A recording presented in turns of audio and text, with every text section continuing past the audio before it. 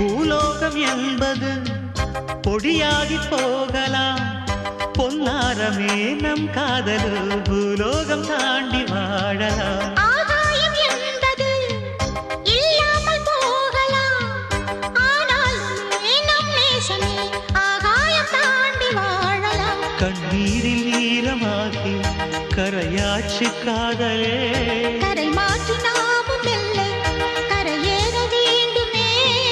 நாளை வரும் காலம் நம்மை